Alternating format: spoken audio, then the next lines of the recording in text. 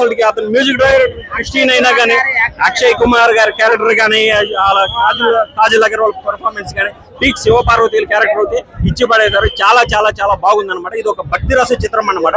భక్తిని దృష్టిలో పెట్టుకునే ఈ సినిమా చూడండి. మీరు ఏదేదో ఊహించుకుంటే మాత్రం ఉండదు. ఎవరిదన్నా పెట్టుకోండి, దయచేసి ఒకటే చెప్తున్నాను, శివుడితో మాత్రం పెట్టుకోవద్దు.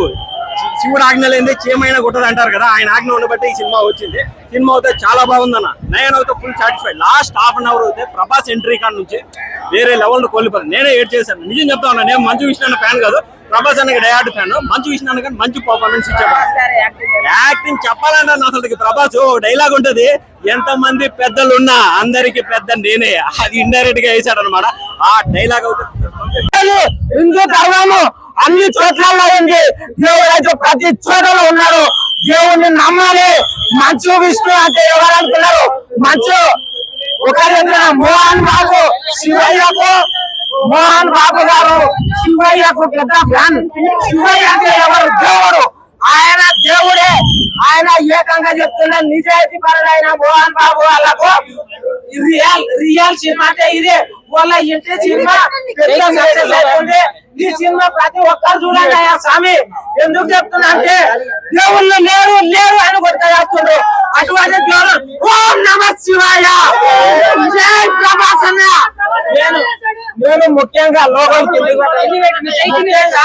నేను ప్రభాస్ అన్న కోసం మూవీ చూడడానికి వచ్చిన. ప్రభాస్ అన్న కోసం నేను మూవీ చూడడానికి వచ్చిన.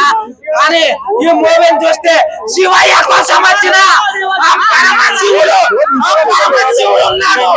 అవి కొంచెం ట్రిమ్ చేసుకుంటే ఇంకా బాగుంటుంది. అవును, అదే భయం అవుతుంది నాకు. అదే భయం అవుతుంది. భయం ఉంది, కొంచెం బాధ ఉంది. ఇంకా బాగా తీసుకుంటే ఇంకా బాగుండేది. కానీ ఏదన్నా కొంచెం తేడా చెప్పినా కూడా కేసులు వస్తాయని చెప్పి చాలా విష్ణు గారు వార్నింగ్ ఇచ్చారు నోటీస్ తో. ఎందుకు వచ్చిన గొడవ అని చెప్పేసి నాకు కొంచెం సైడ్ అవ్వాలనిపిస్తుంది.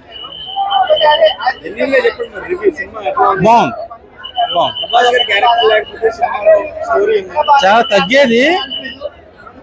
ప్రభాస్ గారు ఉన్న వల్లే చాలా ప్లస్ అయింది సినిమా. ఈ బుకింగ్స్, ఈ ఓపెనింగ్స్ విష్ణు క్రెడిట్ లేదంటే ప్రభాస్ ఫ్యాన్స్ క్రెడిట్, ఎవరికి క్రెడిట్ అవుతుంది? నేను ప్రభాస్ గారి ఫ్యాన్స్. ఇచ్చిదేరావు ఫస్ట్ హాఫ్ దానిక ఇంటర్వ్యూ వెళ్ళదాకా దయ సినిమా, ఆ తర్వాత దేవుని సినిమా. ఇంటర్వ్యూ వెళ్ళదాకా దయ సినిమా, తర్వాత దేవుని సినిమా. దేవుడు ఏదో తెలుసా? మరో కలియుగ రాముడు, మరో కలియుగ భీముడు, మరో కలియుగ కృష్ణుడు ప్రభాస్. ఆయన లేకపోతే సినిమా 7 గంటల ఎగటంలా గోవిందా గోవిందా. డైరెక్టర్ గారు ఆ విషయంలో మాత్రం ఎప్పుడైతే సెకండ్ హాఫ్ లో ఒక అరగంట తర్వాత ప్రభాస్ వస్తాడో అక్కడి నుంచి సినిమా బాగుంది, చూడొచ్చు. అక్కడ నుంచి కొంచెం మెల్లగా మనల్ని ఇన్వాల్వ్ అయ్యేలా చేస్తుంది. అక్కడ నుంచి సినిమా చూడగలిగేలా ఉంటుంది. క్లైమాక్స్ పర్లేదు, బాగానే ప్లాన్ చేశారు.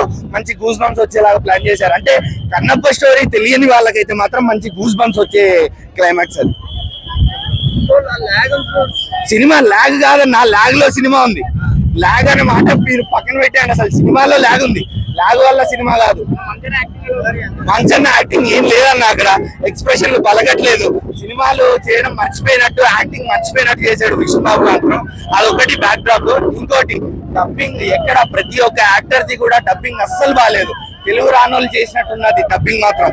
అదొక బ్యాక్ డ్రాప్. బ్యాక్గ్రౌండ్ మ్యూజిక్ ఎక్కడా బాగాలేకుండా ఆ లాస్ట్ హాఫ్ అన్ అవర్ లో తప్ప బ్యాక్గ్రౌండ్ మ్యూజిక్ కూడా ఎక్కడా నచ్చలేదు. అండ్ ఫస్ట్ పాట లాస్ట్ పాట తప్ప పాటలు కూడా ఏమంత బాగాలేవు.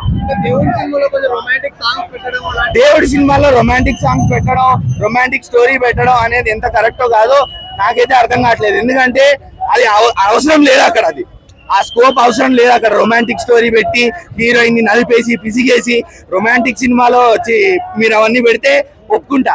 దేవుడి సినిమాలో, భక్తి సినిమాలో మీరు అనవసరమైన రొమాన్స్. ఇప్పుడు కృష్ణన్ రాజు గారి భక్త కన్నప్ప సినిమా ఉంది, ఎంత బాగుంటుంది, ఎంత ట్రూగా ఉంటుంది, ఒక భక్తుడిని చూసినట్టు ఉంటుంది.